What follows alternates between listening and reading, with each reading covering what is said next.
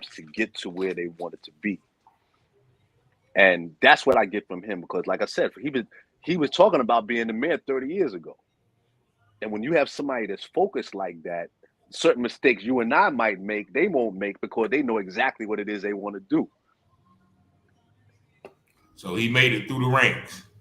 Yeah, made it through the ranks of the police force. I forgot what his title. And plus, he had an organization called 100 Blacks in Law Enforcement.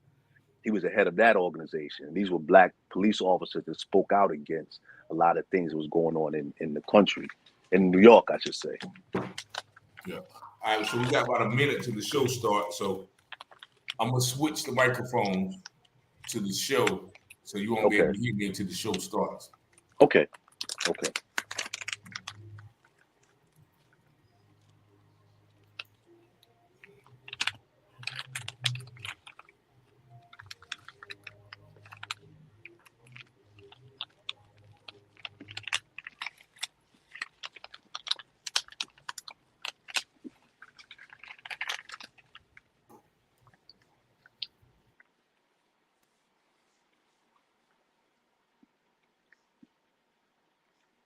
Outside Greenville, North Carolina. I try to be a better man, but folks just don't understand. Try to do all I can to deal with this addiction in me. Lord, I don't want to change. I can't stay the same. But the sins that in my brain, it's trying its best just to kill me. Yes. Good evening, ladies and gentlemen. Welcome to another episode of the UTurn Show here on Awesome Radio 106.9 FM, Greenville, North Carolina. If you haven't been to our app already, please go to www.wbisawesomeradio.org to download all of our apps on Google Play, Alexa, and also the Apple Store. And also, this is a interactive show, so you can catch us on GPAT 23 here in the Greenville area, also on Roku TV. If you do want to call in today's guest, today's number is 252-756-2008. And I am your host, once again, Richard Taylor. Today we got a special guest, my brother, Alex Shaw. How you doing, sir? I'm good, brother. Thank you for having me up here. Thank you. All right. Okay. And Mr. Shaw, he's I guess I wouldn't call him a master teacher, but he's definitely someone who studied the martial arts. And from a Black or African American perspective, has a lot of information. So we're going to get into that because we know martial arts is everybody knows Bruce Lee and and Chuck Norris and everything like that. But he has interviewed and studied over, I guess, 50 or hundreds of Black grandmasters. So we're going to get some of that information. But first, of course, this is the UTurn Show. So we're going to get into a little bit of his history. You were born in New York, right? Yes, I was. Brooklyn, New York. All right. Okay. So tell me how it was coming up in Brooklyn. Well, I'm trying to think how far back to go. Well, I know at one point, with the sharecropping and what was going on in the South, I believe it was in the 40s, and an invention came about where it actually picked the cotton for you. And as a result of that, that's how you have so many people, Black people, coming up north, because the one job that was open to us was automatically closed. And then you had agents that would come from the north, white agents, and they would convince the Black people of the South to come into the cities because they would say how much better it was, not knowing that once we got to the city, they would have the slums. They didn't tell us that part. Okay. So once this happened in Philadelphia, it happened in New Jersey, it happened in Detroit, but in New York, or let's just say in Brooklyn in particular, once all of the Black people got to New York, all of these built, like the house I'm living in right now, white people used to live there. But with the influx of all of the Black people, the white people went out. That's how you got the suburbs, and that's how you got Queens and Staten Island, Long Island, because that's where they fled to. And once the whites fled the city, all of the resources went to where they went to, and New York was left to kind of we were on our own. So it was very rare to see a police officer. The crime was very high. The gang thing was going out of control, spreading, and so there was a lot of crime in New York when I came up. There was a lot of abandoned buildings. There were a lot of gangs. I caught the end of the gang thing because that's hip hop came in around '79. That's when a lot of the gangs turned into crews where they was breakdancing and things like that. But New York was very, very hectic. I even got into the mode of fighting a lot, and that is how I ended up being high school in North Carolina. My mother sent me to North Carolina to go to school because I was getting in too many fights in New York. And the funny thing about that is when I got to North Carolina, I ended up fighting even more because I didn't know anybody. Yeah, you had to fight, and you was from New York, so you was different. Yeah, I didn't know anybody. I knew one person when I went down there, and that's what kind of got me interested in martial arts because I lost my first fight in North Carolina, and I started losing fights in North Carolina because I realized that people fight different. Even back then, I didn't understand it, but I was aware that they fight different down here. And we can get into that. Well, let me say this real quick. Yeah, go ahead. Yeah. I want to know, like, what do you mean by different? Meaning, how break that it's down. like when you watch the kung fu flicks, if you pay not if you pay attention, but if you're aware of what you're looking at, the way that they fight is indicative of where they're from. Okay. So you have mountains in northern China, and the people that live in the mountains are used to being off the ground. They have strong legs because they climb mountains. Mm-hmm. The fighters that come out of the mountainous regions of China, you see them doing the flips and the kicks, because there's some people, they do a lot of that. Okay. Those are the northern styles. When you go to the south, that's where the farmers are. The farmers used to picking, using their hands and working with the ground. So you don't see them doing a lot of jumping, and you see them, they have the blocks and the strikes. They work with their hands a lot because they're farmers. Oh. But we have the same thing here. Okay. In the south, y'all have a lot of grass, dirt roads, things like that. So y'all are used to playing. I don't like to say y'all. Brothers in the south are used to playing on the ground. Because you can, you'll sit out, you and your girl, y'all sit on the grass, or you and your friends, y'all tussle on the ground. So as those children grow up, they have a more of a ground type fighting. That's why you have a lot of wrestlers in the high schools coming up out of the South. Oklahoma, like Oklahoma is known for their wrestlers. So, and that's what I mean when I say I was losing fights, because after a while, people kind of saw how I fought. That would be their first thing, was to grab me, and I wouldn't know what to do. Right. Yeah, gonna think about it. Yeah, we did have this thing called locking up. Like and slam. Just start see who can slam each other the fastest. Right. Okay. So now, conversely, in New York, you have concrete, asphalt, you have dog feces, broken glass, all of the cars, all of the people. If you see somebody on the ground in New York, they're either homeless, drunk, hurt bad, or dead. Okay. Other than that, people don't go on the ground in New York unless you go to the park.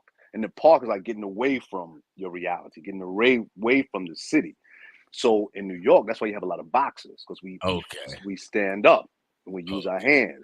Philadelphia, you have a lot of boxers out of Philadelphia. Philadelphia is a city, even DC a little bit. You have boxers, well, that's a lot about what Sugar Ray Leonard, but those are the differences, so we very rarely come up.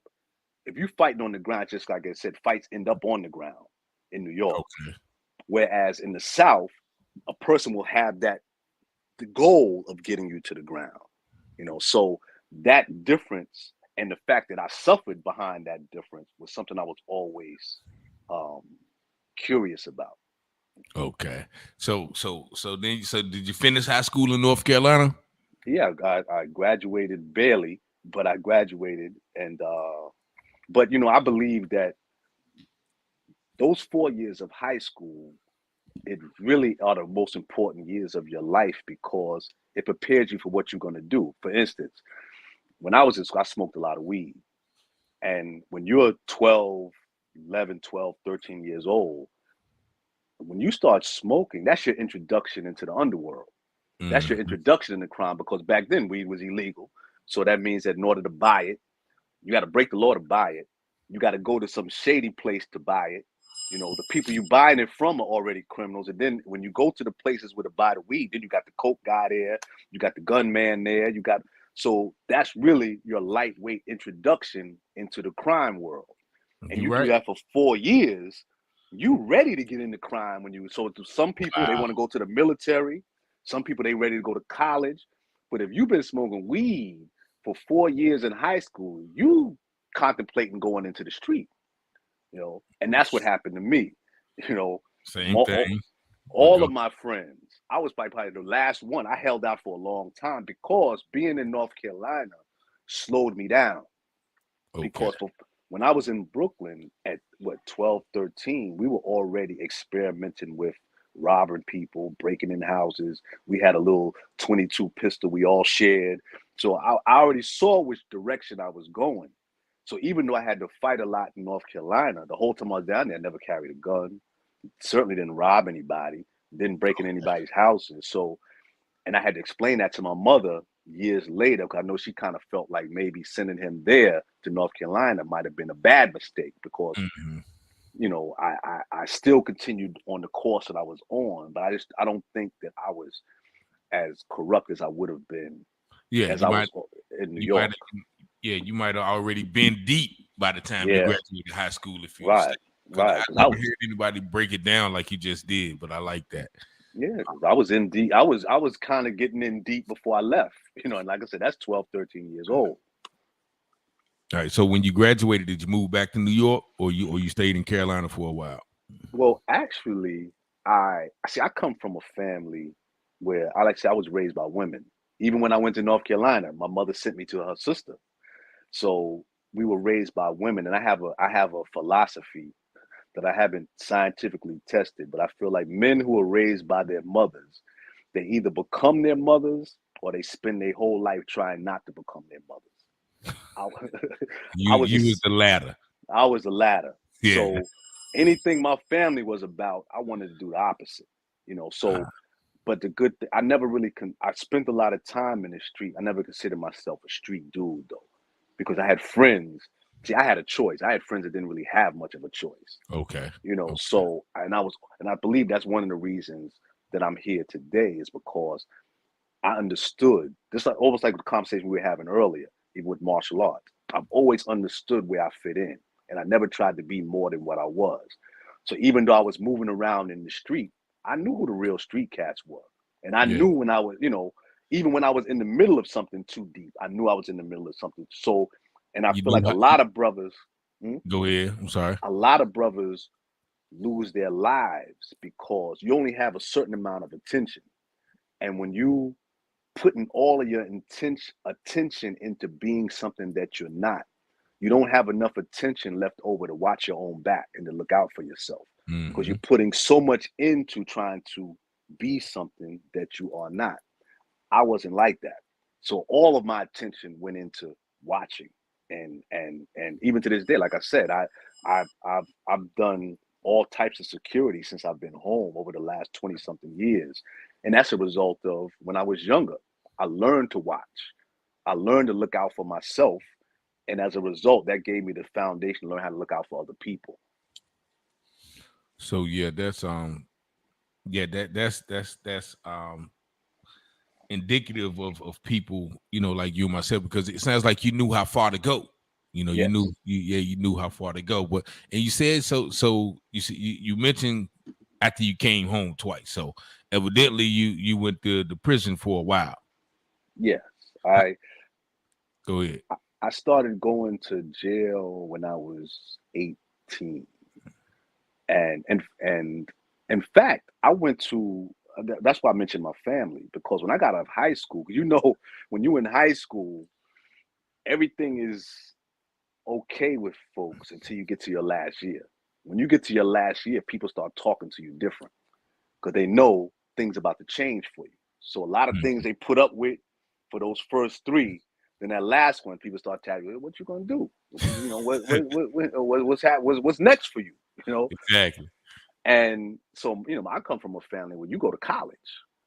So my mother's pushing me to go to college. I knew I wasn't ready for college. So she didn't know it, but the way I compromised was I had a drug dealer used to live, big Jamaican drug. Where I live at in Brooklyn, there's a lot of West Indians, Jamaicans, Okay. what have you. One of the big drug dealers in my neighborhood, I had a meeting. I had one of my friends used to work for him, and I asked him to set up a meeting. So when we had this meeting, I told him about how much higher the price for drugs was in the South. I was living down there, and convinced him into fronting me some work. And after me and him made that decision, I went to my mother and said, "Okay, I'll go to college." And I went to the college to begin my career as a drug dealer. Mm-hmm. And I guess that part worked, but eventually I had to leave. I lasted maybe a year, of doing nothing, a year of messing up until I messed up to the point where they kicked me out.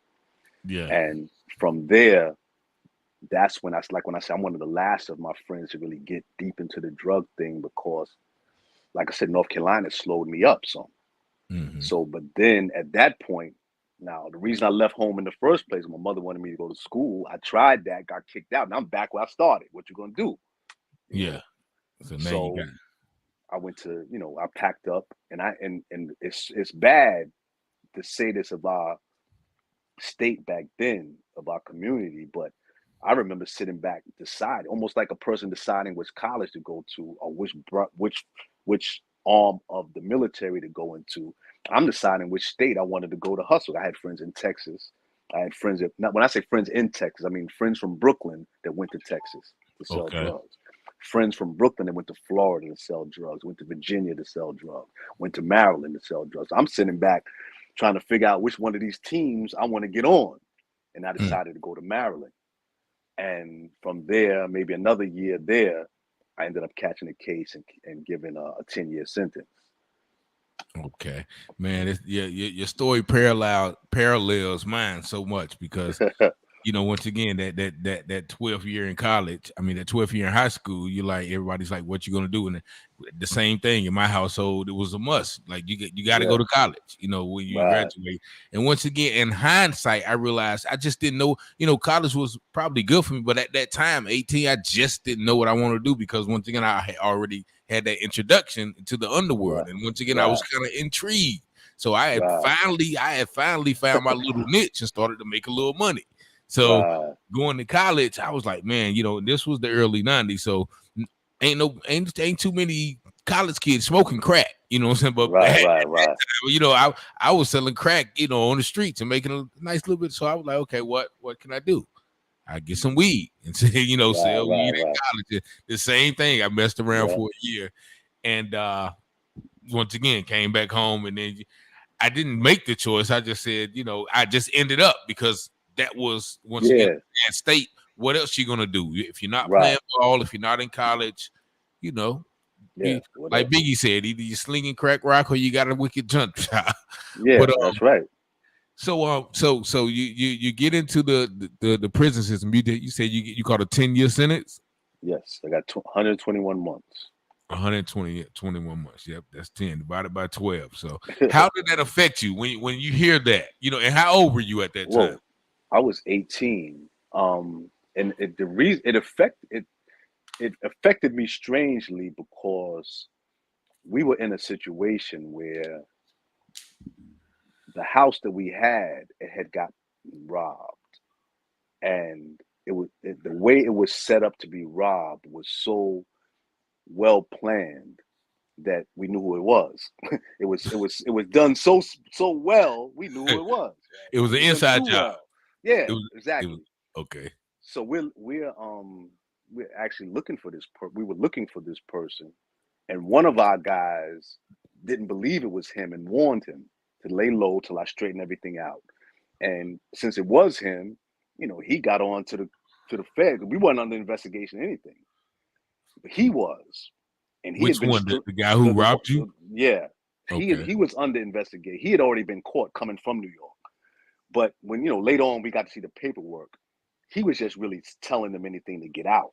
You could tell he wasn't trying to tell on us, even though he was playing around in the gray area. Eventually, he probably would have. But the statements that he was giving at first, he was just trying to get the people up off of him. Okay. But then when he found out we were looking to kill him, he started telling for real. Okay. Okay. So, they came, got us. But I had so much respect for him that I was laying down when I heard the door, the battering ram, boom, boom. That third one, you hear the door fly open and you hear the footsteps, and you know how they start yelling, everybody get out. I jumped out the window because I thought it was him and his dudes coming to kill us. Right? Okay. So You never knew what crossed type my of cat mind it was he the was. police. Right. Okay. And because there's a saying, scared man is a dangerous man. So that's my Definitely. first thing. I thought about that. Scared man is a dangerous man. I jumped out the window, right? And when I hit the ground, all I saw, they had the weapons with the flashlights on the tip. So I'm seeing the lights and I'm seeing so many. Still, it didn't hit me. I said, damn, this dude got a lot of people. I didn't know he was rolling with people like that. Uh-huh. And I'm waiting for them to shoot. And when they didn't shoot, I said, okay. I flipped over. I tried to run some more. Uh-huh. And when they grabbed me and they threw me up against the wall, they put the gun to the back of my head. I'm waiting to get shot because I'm still not thinking police. It was only when I heard them say, "Did you hear me say freeze?" I said, "What? Police?" I was relieved. Uh-huh. I was Okay. relieved it was the police. I thought I was gonna die that night. So um, that had a lot to do with the mind state of me going in because I was expecting worse. Okay. So you was cool. Okay, it's just the police. All Right. right, okay. It's better than what I thought it was. So we gotta take a quick station break, and we're gonna be right back. It's only about 10 seconds, but stay with us here on Awesome Radio. We got a special guest, Alex Shaw. We're gonna get into more of this story in a minute. Lord, I hope this ain't your plan for me to die up in these streets. Oh Lord, can you help me? And we are back 106.9 Awesome Radio. Hello, Felicia Mitchell. How you doing? Creature Fussell says, wow, thank y'all for tuning in. So you get the I guess you get the 10-year sentence. Like so was that in the feds or was that on state?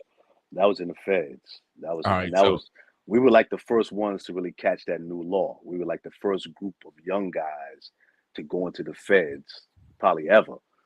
So that was like a phenomenon when they passed that crack law and they made it so easy for them to round us up. We were the first way. So when we got to the feds, we ran into like the old Black Panthers, the old bank robbers, the old, people that you may have read about, like the Pizza Connection, all that you were just hearing on the news. They in there with you. And so we came in there at a very unique time. And I really think that was like God's hand because that, even though they're still locking young Black men up, they're going in, when they go into the prison now, they're running into other young Black men that can't really guide them. We ran into grown men that were there, almost like they were there waiting for us. And they were able to give us information and guide us. In fact, which I might be jumping the gun, but that's how I got introduced into martial arts. I ran into a martial artist when I was in there, and he taught me and a couple of other people. And but like I said, that has a lot to do with the time that we went in. Yeah, and we go ahead and get into that because once again I know I was just talking about somebody today where it seems like everybody who goes to the federal prison, almost everybody I know comes out and does well. I don't know what it is about the difference between fed and state, but I guess what you said has a lot to do with it. Of guys, older guys in there were able to groom you guys. But, going in, you said you was at 18?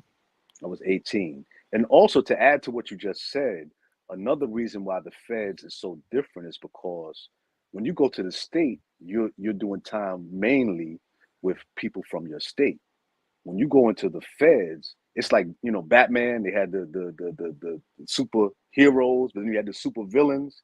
The feds is like that. Everybody, they have people from all over the world. When you turn on your television, when they talk about the Cubans, they're in there. They talk about the Colombians, they're in there. They talk about the terrorists, they're in there. They talk about the Nigerian swindlers, they're in there. But the mob cats, they're in there. The Irish mob, they're in there. The Jewish guys tricking you out. Everybody's there. You got back then. That's before Crips and Bloods had really kind of burst out of L.A. So you got Crips, from L.A. You got the GDs from Ohio. You have people, anybody that you can think of on the criminal side is in the federal system. And I remember one time asking the prison minister for the Nation of Islam, in the back of the final call paper, it says, we want freedom for all believers now held in federal prison. I said, well, why does it only say federal prison? Why doesn't it say state, county jail, city lockups, things like that? He said, because when you say federal, you're dealing straight with Pharaoh. That's the top of the chain. Okay. Everything else falls under there.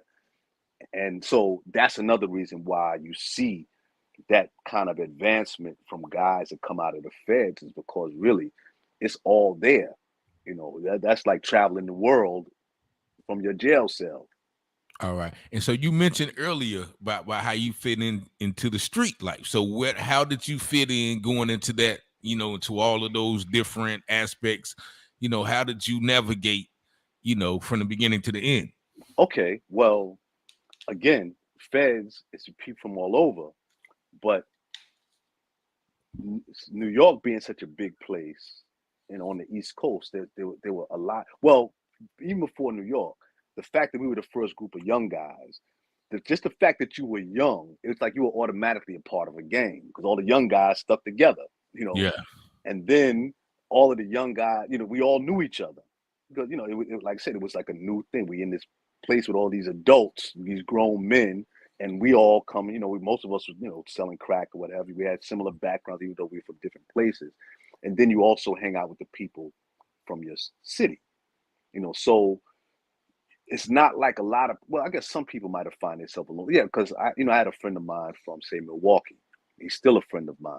And, he was on the East Coast. He was kind of alone, what I mean? Because there wasn't a lot of people from Milwaukee in that part of, where we were. But I don't know if you're familiar with the 5 percenters. Yeah, But, 5%. Yeah. So Nation I of God's was, earth. right. I was down with that. I got introduced to that when I was very young. Okay. But what happened when crack came along, what happened to a lot of 5 percenters, they just switched off and got into that. Mm-hmm. And I remember, but I always had an attraction to that information. I would be in the car with older brothers who were 5%. And we'd be smoking weed and drinking and going to do whatever. And it would be right on the tip of my tongue to ask them to teach me, but my pride wouldn't let me ask them. I mean, Okay. I can't tell you how many times I would be sitting and I'd be like, let's just ask them to tell me something, but I could never just submit and ask my friend to teach me, right? So when I went into prison, I already knew that's one thing that I was going to get back into. Okay. And I got back into it so heavily that I began to have students. That was like what I was known for. That's just what I did. But with me living in North Carolina, and because I eventually I ended up enjoying living in North Carolina. To this day, I like going to North Carolina.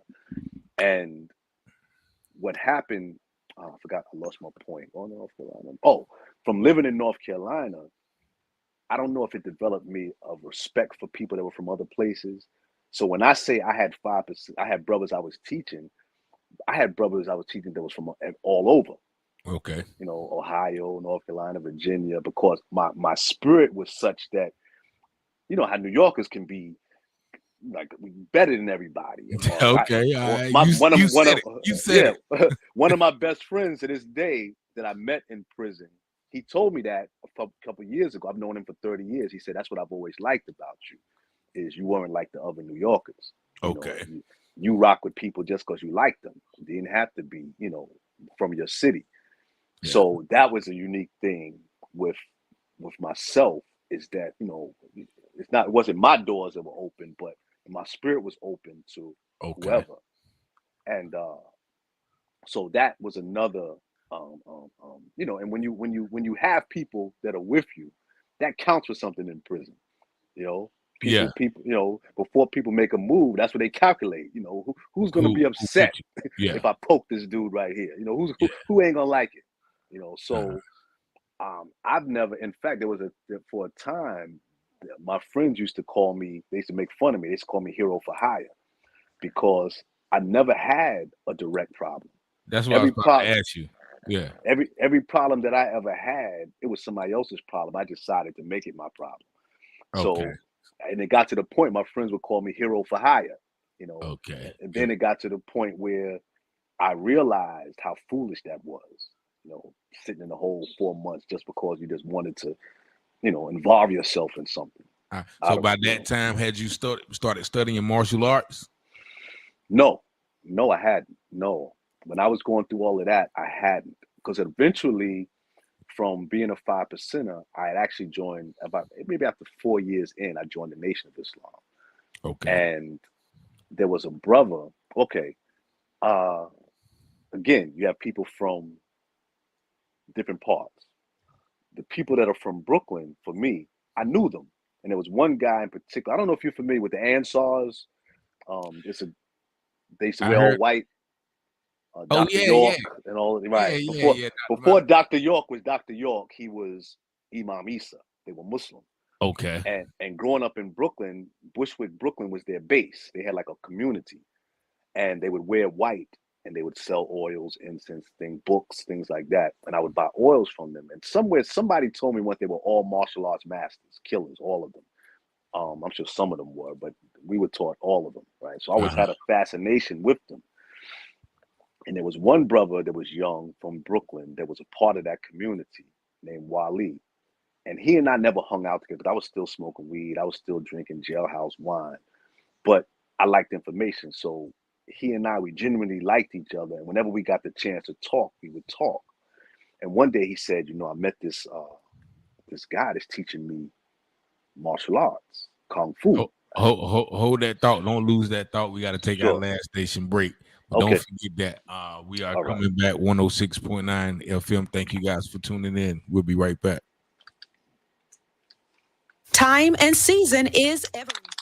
It's never too late to learn. You can now enroll at Kim International Bible College. Don't miss your chance to start on the journey you've been waiting for. This is an awesome way to grow and study the Word of God. We offer online day and evening classes. This is not only a great opportunity for leaders in the kingdom, but also an opportunity for any born-again believer who just want to know more about the God you serve. We offer open enrollment, so therefore you can enroll at any time. Don't miss this opportunity. Have you been out of school for many years? No problem. Are you not good with technology? Not a problem. Don't allow your age to restrict you from your goal. We have students of all ages. We're a college that will work with you. That's our motto. We will work with you, but we expect you to do the work. So what are you waiting for? Contact us today. 252-446-0842. That's 252-446-0842. Or visit our website, www.kemibc.com. KEMIBC.com. 252-446-0842.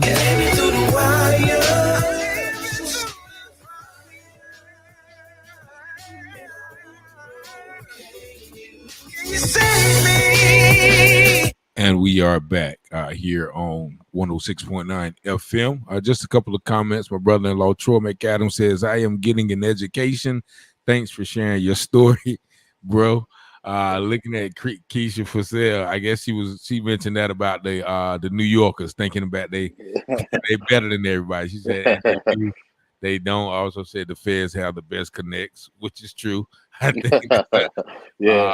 My mother, who used to work for the Federal Bureau of Prison in Butner. I don't know. Did you ever do any time in Butner? I actually snuck in to see my friend when I got out. I snuck in to see my friend that said that I always dealt with people that weren't from New York or whoever. He was still in. He had 17 years. And some way they didn't check. But I went in there to see him when I shouldn't. When I say snuck in, I don't mean I broke in. But I went in when I wasn't supposed to go in. And I was still on parole. Oh, okay. I got you. So I went to Butner to visit him. But I never did time in Butner. Okay. Tony Futrell says hello too. So you, and I think you were talking about the Nuwaubian brother. That ain't that what they call them, right? The Nuwaubian. Eventually, yeah, they went through different stages. I think the last stage was Nuwaubian. Right? All right, so back the Nuwaubian back in the 70s. Yeah. So he told you about a guy who Yeah, was doing yeah, he martial said, arts. yeah, and the part that I always laugh about is that prison is only about 1,000 people there, and he tried to describe this brother to me, and no matter how he described him, I couldn't place him, and it was tripping me out because I know I see him every day. We in the same prison. I seen his brother, but I couldn't. No matter how much he described him, I couldn't figure out who he was. So, but I remember he had my attention when he said this brother was training him. And I remember when he walked away from me, I said, just keep me up to date with that. And you know how men are pride, just like with the Exactly. 5% thing. I was Yeah. interested, but I didn't want to act like I was too interested. Yeah. So then one day he came to me and said he wants to meet you. And when he said he wanted to meet me, meaning this brother was, I'm going to tell you his story. I don't like to tell his story because it sounds a little too fantastic. And I can't really prove. I'm going to tell you what he told me. Okay. But this brother was out of Detroit. All I knew him by is Kenyatta. That's only. I don't know what. I wouldn't know how to find. He was in Vietnam, and while in Vietnam, he was already a ninjutsu practitioner, a ninja. He had practiced ninjutsu, and Black he brother? was black brother, Okay. and he was part of a group. He said it was called the Shadow Force. The Shadow Force was like Green Berets, but they were treated like black people, So the jobs, the Green Beret, that was too dirty for the Green Beret, they gave it to the Shadow Force, right? And he said their main job was if one of the American officers, who was always white, was ever captured, their job was to either go in there and rescue them or to blow the whole camp up. Now, the way Even kill the white officer too? kill everything. Okay. That was their mission. That was their instruction. Now, the way the Vietnamese, like in the old Chuck Norris movies, they would keep all the prisoners in the middle of the camp, which means that you got to fight your way in, rescue this guy, and then fight your way out.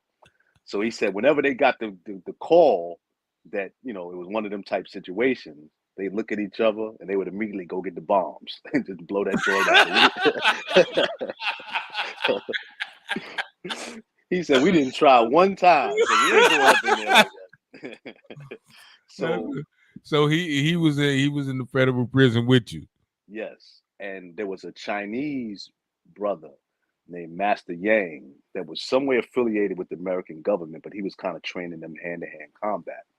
And at a particular point, Master Yang said for his service to the American government, they granted him citizenship. He says, I'm going to San Francisco. If any of y'all are ever in the San Francisco area, that's where I'm going to be. And if you know Bruce Lee, they're the big Chinese martial arts community or Chinese community, period, in San Francisco. That's why he went there, I suppose. So out of all of them, Kenyatta is the only one that went there. So it was like a big dojo, but it was a hangout for all the Chinese martial artists and the animal styles they practiced. Okay. So when he went in there, he met Bruce Lee. Bruce Lee was one of the guys that they used to try to replace Bruce Lee after Bruce Lee died. And he had a couple of movies. So when he met Bruce Lee, he showed Bruce Lee some ninjutsu. Bruce Lee showed him some Jeet Kune Do, which is Bruce Lee's system he came up with.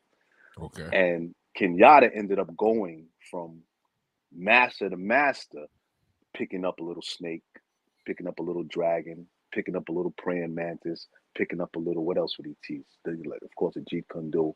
So he kind of knew something of, that's why I told you, that's why I'm kind of like that, bouncing around. That's what he did. So when the brother said he wanted to meet me, it's not that he wanted to meet me. He wanted to meet, what he would do is after he taught him, he would put in an order. So for instance, the example I like to use, and this really did happen, Tiger style. If you know, it's like in the movie, the guy Bolo, Tiger is for a bigger person because Tiger is known for his strength and his ferocity. So when you teach in Tiger style to somebody, you want a person that has some size. So he would say, I need you to find me somebody that is about, at least 200 pounds. So he wouldn't even know what he would just tell this one guy, bring me back somebody like that. Okay. And one thing he only taught Muslims. And the reason why, well, I'll get back to tell you why he did that. So he would have the brother show up, and if he liked you, if he met you, and if he liked you, the first things he would teach you was how to break, maim, and kill. That's all he taught. because in prison, as you know, you're not supposed to do martial arts. You're not even supposed to have martial arts books. You're not even supposed to train by yourself. Oh wow, I didn't know that. Well, at least in the feds, you can't even do it by yourself or to have the books. So he would say, because of that, and because of the shaky nature of prisons, transfers, going to the hole, he said, I want to teach brothers in such a way where if I only get to stand in front of you one time, if you practice what I gave you that one time, you'll have something. In fact, his exact words were, the average person will have a hard time dealing with you. Okay. So whereas most people that I've run across, after they get amount of time in the arts, they come up with their own system. This brother came up with his own system of teaching, you know. So that's when he said he wanted to meet me. I was much skinnier. And he said, I guess he must have told him, I want a skinny guy. Bring me a skinny guy, right? And he wanted to teach them Jeet Kune Do, Bruce Lee's thing. Okay. So when I met him in the bathroom on top of the gym. And when I saw him, it tripped me out because I said I would have never pictured him to be who he was talking about, because he was a real short brother, very dark. He had a ponytail, and he walked on his toes. Yeah. Because he was, like I said, he was from Detroit, and he said Detroit. Okay. I hate to say Detroit is a pimp city because I don't want to disrespect all the people from Detroit that's not pimps, but so instead of it's saying known for their players, though, they known for their players. Yeah. So instead of saying it's a pimp city, I say it's a city that got a lot of pimps in it. Okay. So he had those ways. So I would have never pegged him as a martial artist. And I remember he walked up to me, or I walked up to him, and he said, what you know? I said, I don't know anything. I know street fighting. And he said, all right, put up your hands. And the first thing he taught me was how to either break an arm or a leg. The first thing he taught me, that's all he taught. And he would say, I'm going to go through a lot of things with you. When you get back to your cell, you write it all down in a way that you can understand it. And then when you're not around me anymore, you can go back. You find a couple of things that you practice now, but you ain't going to be able to practice everything I'm going to give you, because I'm going to give it to you. And I really do, again, I got to say, it's God's hand there, because we were able to train with this brother every day for hours in the chapel, because I used to work in the chapel. And, by this time I wasn't getting any problems anymore, any trouble. And I don't know, they just trusted me for whatever reason. So I would get up in the morning, it would be dark outside. They would have an officer that was in charge of the yard that would be in the mess hall. And I said, officer, you think you could open up the chapel for me so I get a head start on cleaning up? He said, sure, okay. And it's like I said, it's dark. He would open up the door, leave, and then they would just come out of nowhere, like maybe about four of us. And we could have been doing anything in there. In prison, you ain't supposed to be unsupervised. We were unsupervised every day for about 2 hours. How did the other guys get in there? Like if it's dark, don't they got count at certain times and stuff like that? Yeah, but after count, they open up the jar so everybody come eat breakfast. So the ones that want to get up are out on the yard. Some people in the gym, we were just in the chapel training.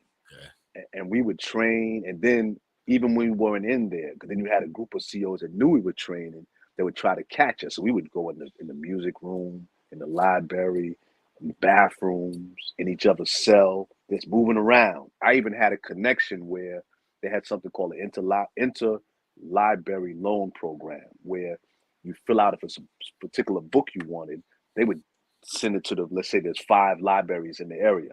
They would send it out to them, and they would bring the book in, you read it, you give it back, they'd send it back out on the street.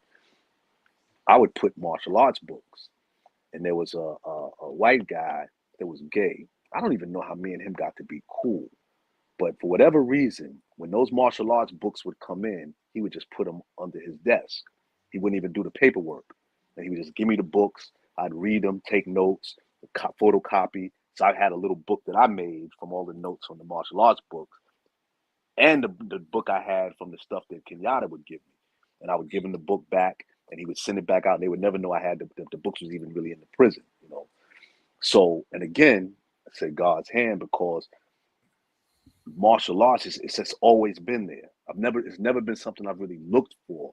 But every time I turn around, there's always somebody willing to teach me.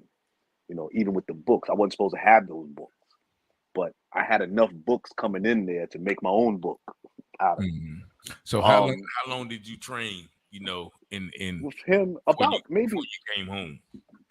I trained with him for about maybe a year, or maybe even less. And now check. Now his thing was he didn't really believe in belts, so he would say you could master anything, any style in 18 months.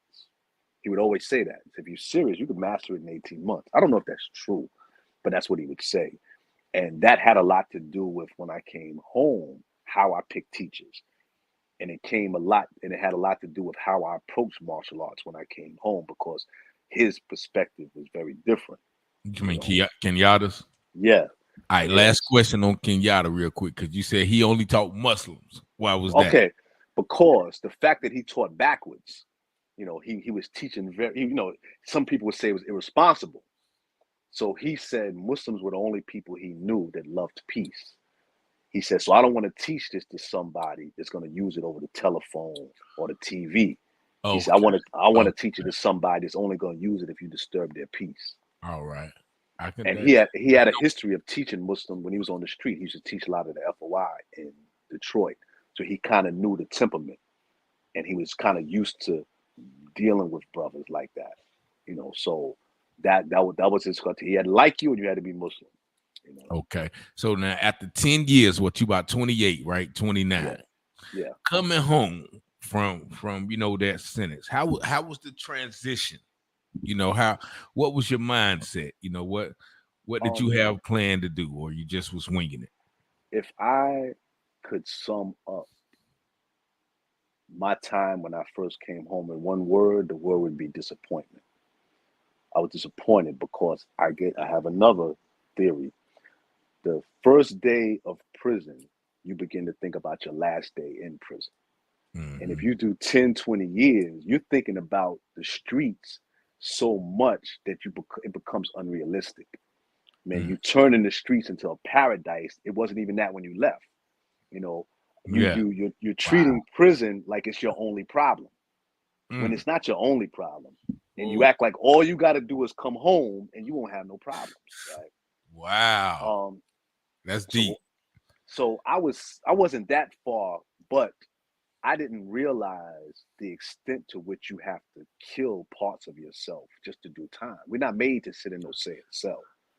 I say that all the time. I say that, like, everybody asks me about, I was like, you gotta a part of yourself has to die, because it's not natural for you to be locked up. That's for you to tell somebody to tell you what you can do, what not to do. That's right.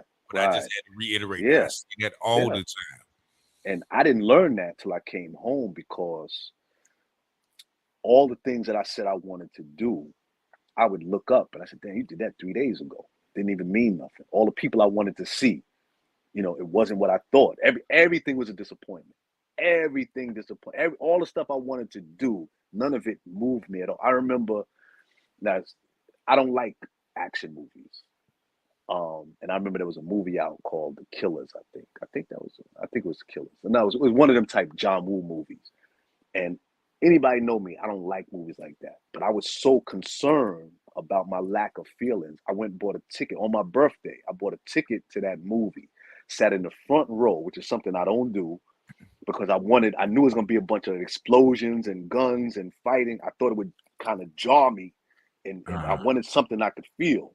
And the only thing that I really could feel was music. Hip hop hadn't gone all the way down the toilet yet. So it was certain songs I would hear that would affect me. I would feel it. To this day, I always have music, because that kind of like saved me. And even when I went to the mosque, I have to say I was disappointed, because I'd studied and read so much that to just sit there and listen to somebody, it wasn't really moving me either. But there was a classic called Orientation and Processing that I would go up to Harlem, and there was a brother that had done time, brother named they call him Brother Nelson, and he recently passed. But I remember him teaching about little things like how to deal with the sisters and how to coordinate your clothes. I remember one night he gave he gave a talk on how to take a shower. And brother, he was talking about the shower for like maybe 20 minutes. And I'm sitting on the edge of my chair, like I'm listening to whoever, because I had never really heard anybody explain. And I mean, he was stuff, it was stuff I didn't know, Mm-hmm. And by the time he finished, I remember it was almost like he was sweating. He was teaching so hard on the shower that he was breathing hard. And he said, and now the black man is clean. And I felt like, and I felt like jumping up and clapping because, but it was little things like that in the music that was keeping me going because, like I said, I did very intense time where I read and I hung out with certain kinds of people, and my personality is such, I'm just not easily moved. Okay. But I wanted to feel good about being home, and I didn't, and that almost put me in a depression. Okay. And I made a lot of bad. I was aware when I went in. I said, "You're 18 years old. They gave you 10 years. You can't come out 18." So I was always trying to do my time in a way where I was growing. You was growing. But the part that you miss is social. Socially, you're dead. You still 18. You don't have no social life. Prison is the closest thing that you can get to dying, other than being sick, waiting to die. See, people that are sick, they learn those lessons, but they die. So they can't sit and tell nobody like me and you talking. But the people that go to prison, that's the closest you're gonna come to being dead. Because people treat you like you're dead. They forget about you. They're going on living out there.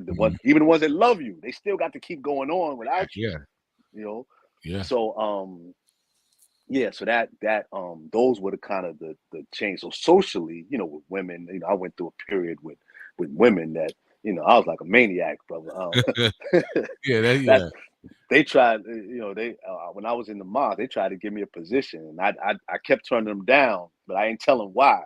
I said, "Nah, you don't want me in no position because you don't want to give me no responsibilities, because I know where my mind is at all the time. I know what I'm thinking about all the time.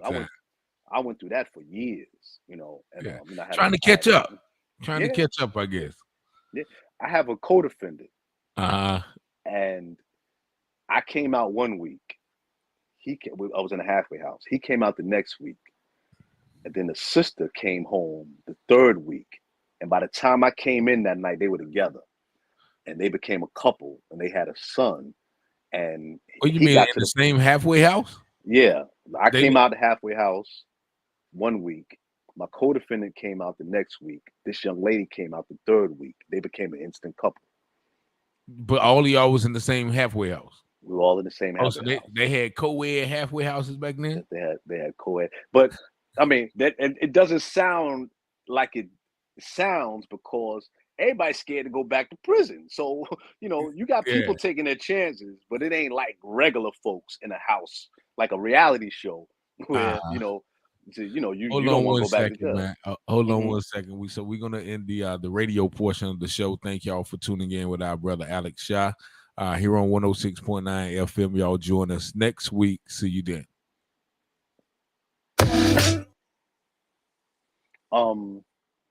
Yeah, so they ended up being a couple. They had a son, which is my godson.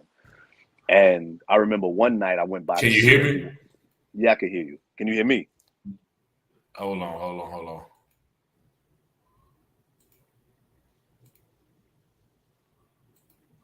Yeah, I can hear you now.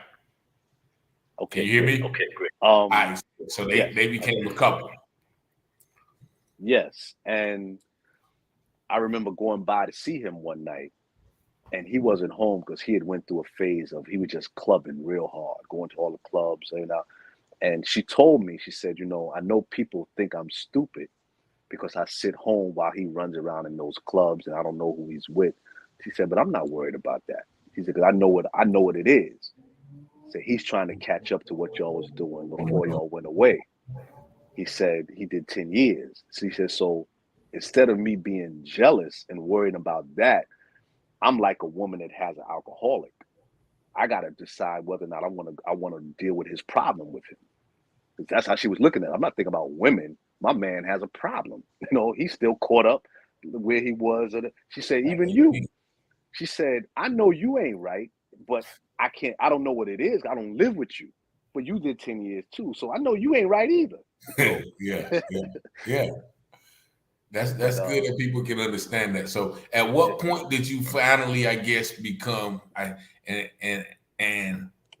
won't say normal, you know what I'm saying, or I guess recovered from that experience, able to, like well, I would have to say my wife, the wife I have now, because I was married before. And my wife,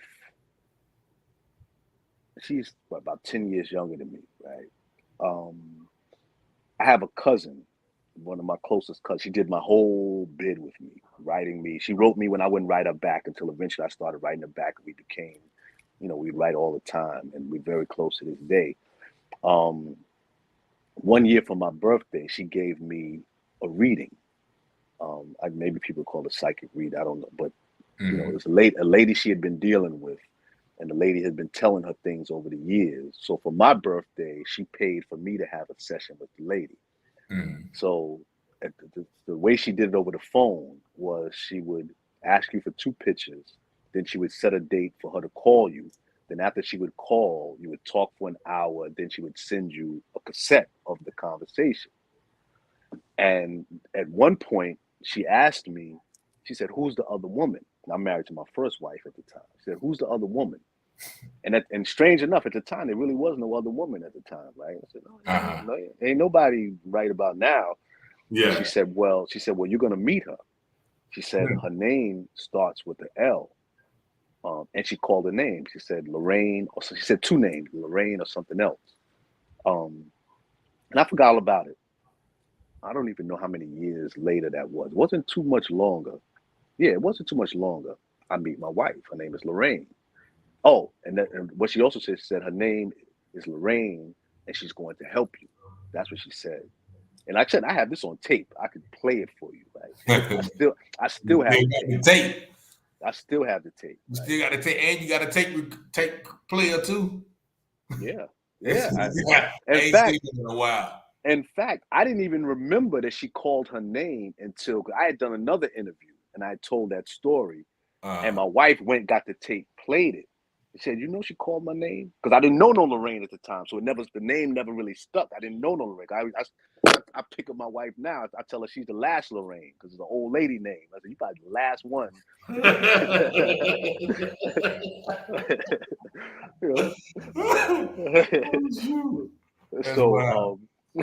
So she actually called her name and she said she would help me. And from that time, me and my wife been together 20 years. That's just her thing. Like all of her energy goes to helping me. And she understands. Like, I feel like this. I tell women this all the time. If you got a man that's been to the penitentiary, you got to treat him like a man that has one eye or one arm or one leg. It doesn't matter that you've been with him for 20 years. You still can't forget he only got one eye. If you know to stand on the right side because he can't see you on the left side. If you're walking down the street, you walk on the right side because he ain't got no left arm. So you can't just forget that just because y'all been together 20 years. And same thing, you got a man that been inside them prisons. You can't forget that you got a man that been inside them prisons because for one, he don't look at women like them other guys that been playing with women all their life. Here you go, a man that been starved from women for 5, 10, 15, 20 years. You'd be a fool to forget. Remember that show, Dog the Bounty Hunter? Yeah. I hated that show, right? I've never watched it. But one day my first wife had it on one day because she likes stuff like that, right? So I happened to be walking past the TV. And the premise of that show. They either going to get somebody or they coming back from getting somebody, right? Yeah. So at this particular time, they were going to get somebody. So they had all of their cuffs and the mace and all that they use. And on the way out the door, he said, "All right, I need y'all to be careful. This guy's a convict. He's not a regular guy." And when he said that, it stopped me. I said, he's talking about me. He's trying to say me and people like me are not regular dudes. But he's right, because going in prison is like somebody giving you a glimpse of hell. and then they let you out of hell and they put you back with everybody else. But you think you're gonna forget that you seen hell?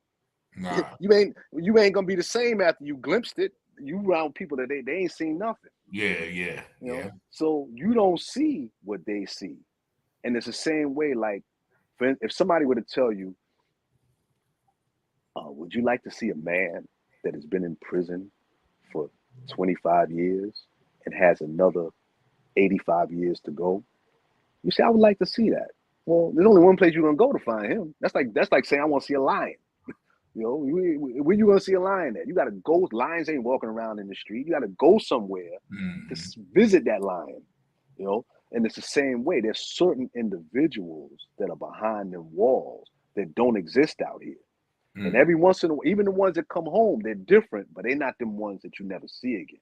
That's what they put you in there with. Different kinds of people. They produce different kinds of people. The example I use is say road rage. That's what happens when a road rage incident.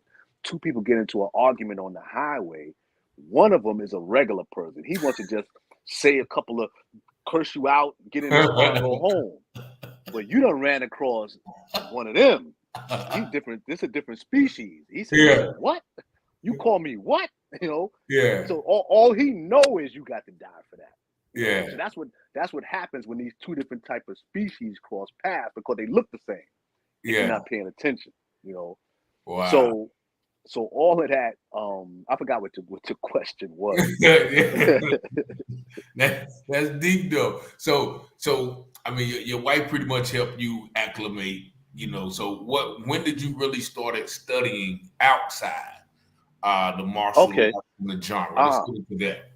Okay, so for 10 years, I didn't do anything because my teacher, Kenyatta, he had turned me off so much of the idea of a school. I didn't want to go to nobody's school. And I figured, since you don't want to go to school, martial arts school, I guess you just don't study martial arts. So I practiced a little bit of what he taught me. But then one time in the mosque, there was a brother from California. And he asked me and they kind of paired us up. We had similar eating habits, right? And he said, brothers don't work out. I said, yeah, brothers. So but I didn't know what he meant. He meant train. And he said, yeah, I'm going to try to get a day we can work out. So I came and it was martial arts, but it was the brother I told you about. He was a student of Moses Powell. Okay. Now I had heard of Moses Powell because when I came home, that was one of my hustles. I would sell his tapes. So I was familiar with them, but it never crossed my mind to seek anybody out to learn his stuff. And when he started showing me Moses Powell stuff, it reminded me of what we did in prison, but it was better. And that just opened up my eyes because I didn't know that existed. I thought that I just ran across something very unique at a very, trying time in my life, and that wasn't going to happen again. So I started training with him, and that's around the time when I started doing the interviews. And that's kind of what started me back training. And I've had maybe about 4 other teachers other than him. All right, so explain to the listeners who Marcus Powell was. Okay, yeah, Moses Powell. Moses Powell, my fault. Yeah, that's okay. Moses Powell is a brother that came up in New York. He was a gang leader, and he fought Golden Gloves. And when he ran across his teacher, was a man from the Philippines named Professor V, or Visitacion, Lorenzo Visitacion. He was now. People talk about Bruce Lee. They say Bruce Lee is the father of mixed martial arts. That is not true, because Professor V, before Bruce Lee probably was even in the country, was mixing martial arts. He was mixing praying mantis with karate, with jujitsu, with Filipino arts, which is where he came from, and that's how he taught a lot of the people in New York. But when Moses Powell met him, now Moses Powell was probably 6 feet, about maybe 230 pounds. He was a big man. And Professor V was a little man. And when the way Professor V was able to handle him, he automatically submitted to him because it was clear that this little man knows something. But everything that Moses Powell would learn from Professor V he would run it through the filter of, would this work in a gang fight? Would this work against multiple opponents? Would this work against a knife? Would it work against a gun? Would it work on a staircase, an elevator? Things that you would run across in the city. Okay. And for 40 years, he ran it through this filter. But not only that, he was a naturally gifted man. Anybody that knew him when he was a young martial artist, they all say the same thing. They were amazed at how quickly he moved for such a big man. You know, I don't know if you ever seen in jiu-jitsu where they do the rolls. You know, he would roll and it would sound like you threw a pillow across the floor. It wouldn't even make a sound, you know. So he was, and you know, he had very big hands and he was very strong. And again, he's in New York, so he's fighting all the time. And nobody is able to overcome him. So he became a legend. He's still in New York in the martial arts world. He's still a legend. So that was, and he became what you call the father of Black martial arts. He was the first man, Black man, to develop his own system from the ground up, where it's not, most of the people before him, they were brothers who we honor, who had taken the time and learned from the Japanese, taken time and learned from the Chinese, taken time and even learned from the Germans. A lot of the early martial artists in this country were from Germany. And they would learn what they learned from them, and then they would teach it to us, which is cool. Like I said, it's very honorable, respectable. He was one that by the time he started teaching, he was teaching from his own heart. And I was told by my teacher that at a certain point as a teenager, they said he made a prayer. They said he prayed for a system of martial arts for the modern day man and woman. And they said as soon as he made that prayer, they said he couldn't even sit still in his seat because information started coming to him. His teacher would walk into the dojo and he would see him doing things and he would attack him. And he's like, who sent you? Because he thought somebody must, he said, who's teaching you? Who else is teaching you? Because he would see his student doing things that he didn't teach him, but it looked like legitimate things. So he figured somebody's teaching him. And he said, nobody, you're my only teacher. You're my only teacher. People started, as he got famous, people for whatever reason that didn't want to go to him, they would go to his teacher, and his teacher would have to turn them away. Said, I can't teach you what Moses is teaching. I didn't teach Moses that. I can't teach you that, you know. And there's a video of him on YouTube. I'll send it to you. When he was older. He was older, and he said, he's teaching. He said, I wish my teacher would have taught me that. He said, nobody ever stood in front of me and taught me this. And he said, I'm trying to tell y'all something, if you're listening. Because like I said, when he was a teenager, he prayed. And he was able, they said he would see a cat walk across the room. And he said, everybody get up. Everybody get up. And he would develop something from just watching the cat walk across the room. You know, he had a thing called, for being a gang leader, he had a thing called thumb blade. He would let the blade of the nail of his thumb grow. And, you know, like how back then they used to have switchblades. Said he'd be fighting you, and all you hear is his finger snap. And he'd cut you with that nail right across your eye or whatever. But again, like I said, that was his background. He was a gang fighter, you know, so everything kind of, and they said that when he would walk into a room and you had the Japanese masters there, the Japanese masters would stop, and then they would make their students stop, and they would bow to him. Because remember now, martial arts, it ain't like Facebook and YouTube where you can just argue all day. Martial arts, if it gets to the point, we have a way to settle it. So at the end of the day, everybody knows who everybody is, because, like I said, that we settle it on the mat or settle it wherever. So he went through so much of that he was respected all over the world.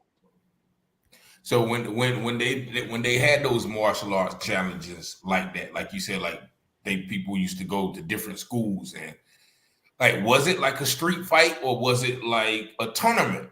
You know, because they got the martial art tournament, or was it just like, okay, we're gonna fight to the death like Karate Kid? Well, it's kind of in between, and you had some that went to the death, but it was in between because it wasn't so much of a street fight, but it wasn't a tournament fight either. You know, because for instance, yeah, because like say Moses Powell's students, Moses Powell didn't believe in tournaments. So when he trained people, he wasn't training you for tournaments, and tournaments have rules. I'm training you for the streets where there are no rules. Okay. So he didn't like for his students to go into tournaments because that's not what I'm teaching you for. And whenever his students did go in tournaments, they would end up getting disqualified because they wasn't trained for that kind of thing. So they end up doing something that, oh, you can't do that, you know. Yeah.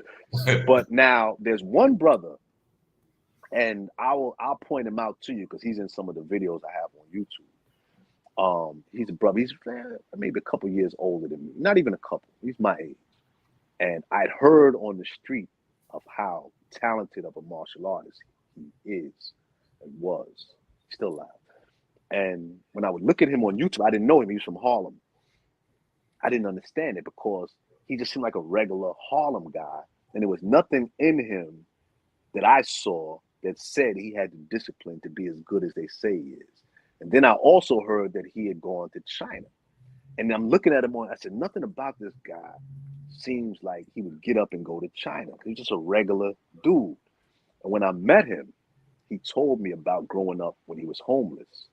And he met, again, it sounded like a movie too. He met this Chinese Kung Fu master who was kind of shady. He was a gambler, like gangster. And he would train his students. And when they got good enough, he would put them in these street underground fights. Okay. Now in the underground fights, it wasn't fighting to the death, but it was understood that you could get killed. All right. And if you did get killed, they would throw you in one of the alleys and the rats would eat you. And you'd be sitting home at night. Everybody else think it's just somebody, whatever, but you know what it is because you just left from there. You know what I mean? Or last week or whatever, however long it took for them to find the body. You know, bless you. You know who the person is and how they ended up in the alley. And he even cried because he had a friend of his that happened to. His own teacher had set him up to fight somebody that he knew that he couldn't handle. And he said, and the brother, Novell Bell is his name, the brother that I know that survived. He said he saw that and he tried to convince his friend not to fight the dude. His friend fought him and he was killed. And even when I was interviewing, he was crying as he was telling me that story. So you had underground fights and you had teacher but let me tell you something about Novell Bell. So him telling me about being homeless and the Chinese gangster teaching him, that let me see. Remember, I said I couldn't understand how he got to be so good. So he gave me that little missing piece. I was like, okay, I see how he got to be so good, but I didn't understand how he went to China. So he said, but then after a while, he started hustling, and he started hustling with Chinese gangster. Yeah, well, I don't know where he was hustling. I think he's probably hustling around with us. Okay. I think he probably was in Harlem. I'm pretty sure. And he said that I always wanted to learn the iron palm.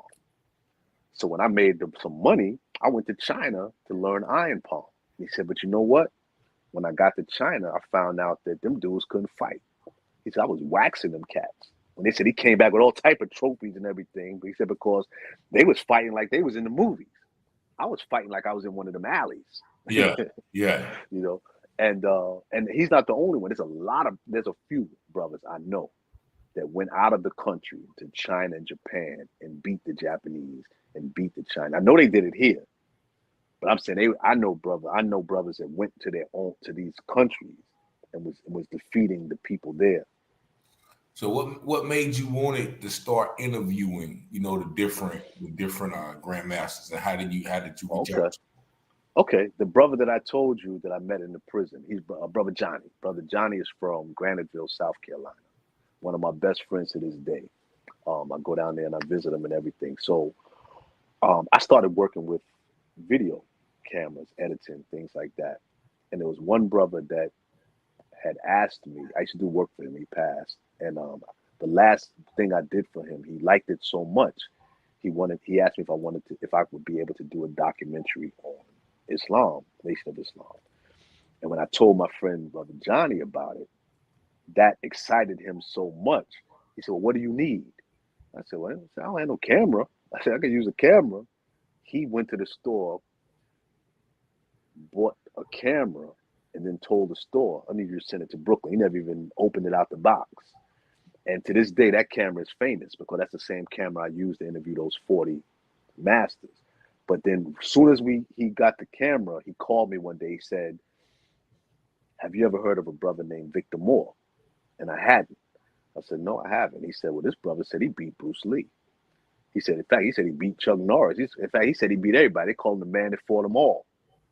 And long story short, within the next maybe 2 weeks, I was in Atlanta in a hotel room interviewing Grandmaster Victor Moore. And he was telling me about his interaction with Bruce Lee and Chuck Norris and Mike Stone and Joe Louis, the karate guy. And that was the first interview I had ever done. We was up till like maybe 3 o'clock in the morning. And the next day I heard that, Steve Muhammad is here. I didn't know who Steve Muhammad was. Mm-hmm. Steve Muhammad is the brother that was in Into the Dragon that played Jim Kelly's teacher.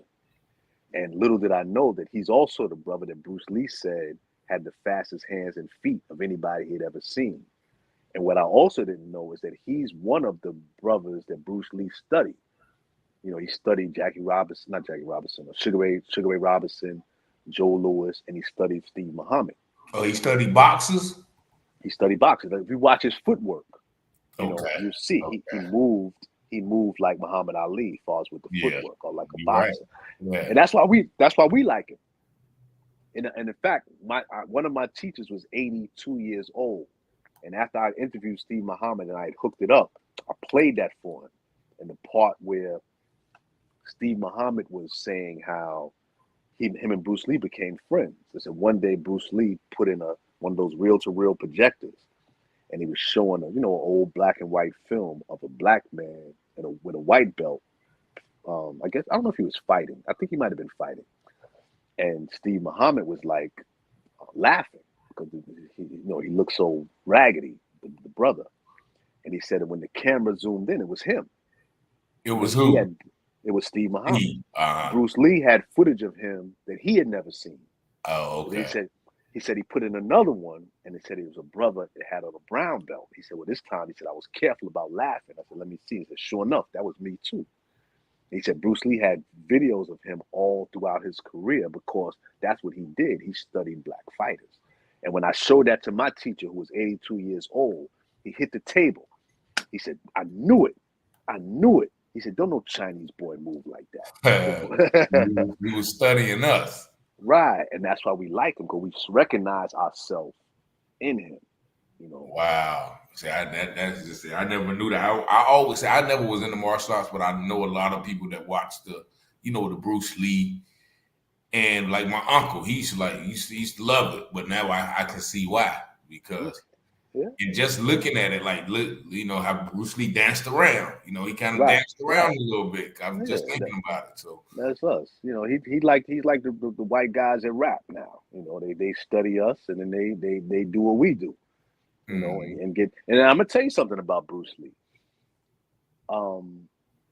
I've interviewed brothers that were his age and that they were training when he was on the scene. Every last one of them said the same thing. I loved his movies. I even loved watching him on TV when he was in the Green Hornet. He said, but it never crossed my mind that he could beat me. They said we just didn't look at him like that. We looked at him as he's a movie star. We watch his movies. He's in the martial arts. We're in the martial arts, but we never looked at him to be on par with us. And that's why they got upset with Michael Jai White when he said that he could probably beat Bruce Lee. But what he's saying, but that's emotional. People got emotional. What he's saying is Bruce Lee is 140 pounds. I'm 240 pounds. He know how to fight. I know how to fight. What would make me think he could beat me? That's why you got weight divisions in boxing. That means something. Yeah. You know what I mean? Yeah.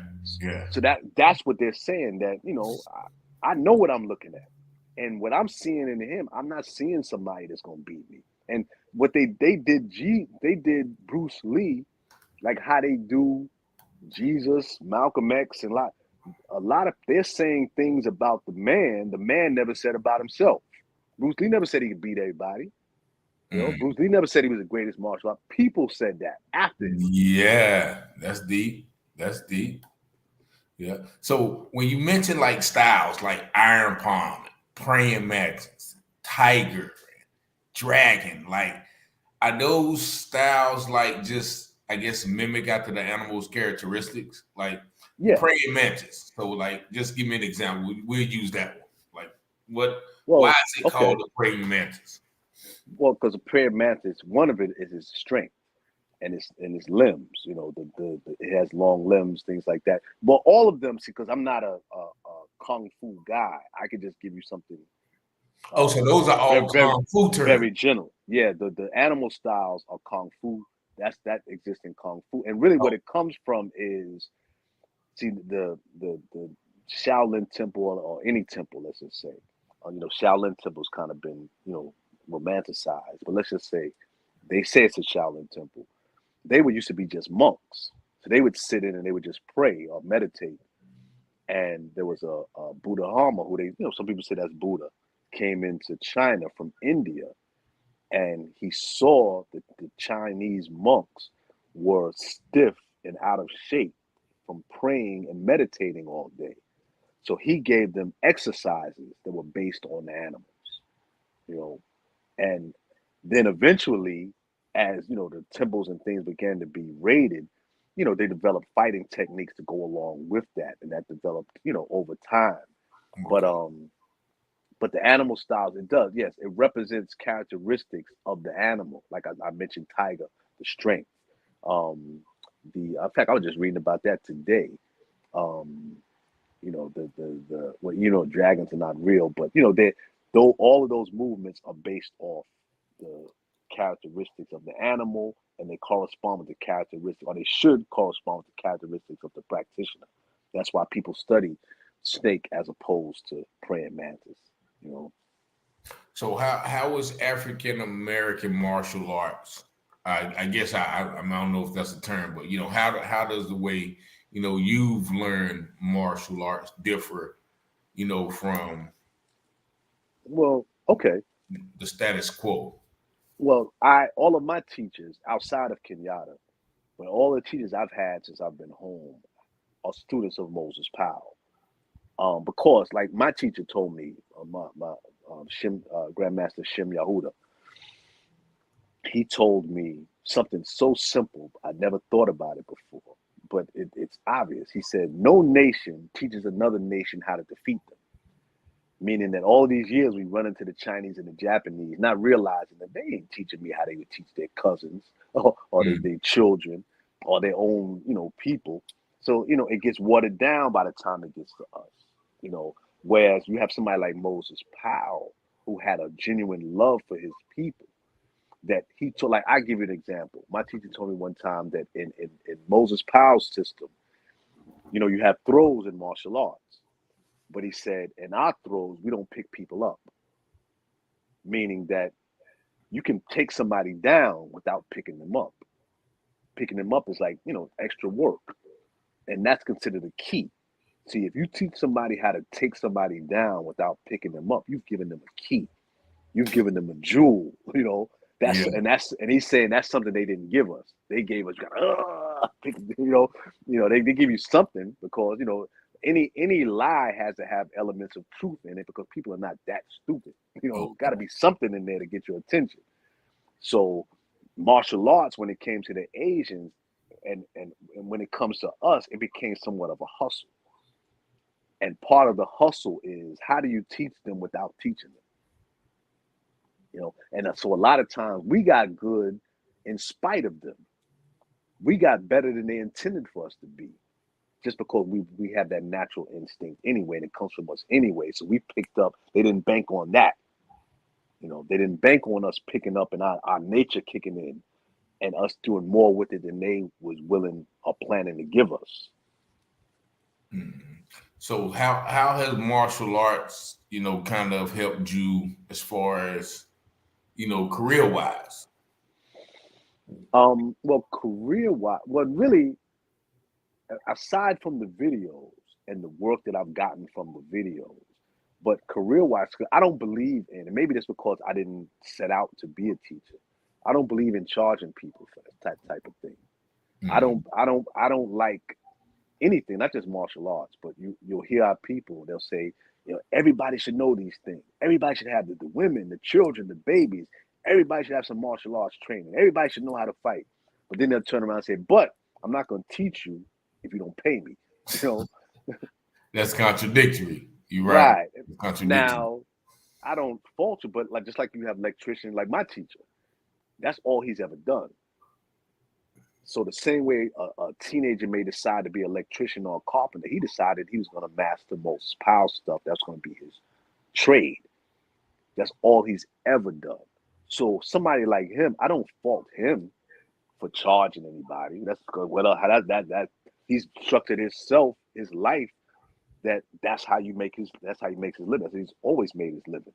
I'm saying just for me, I share what I have, And again, that this is just me.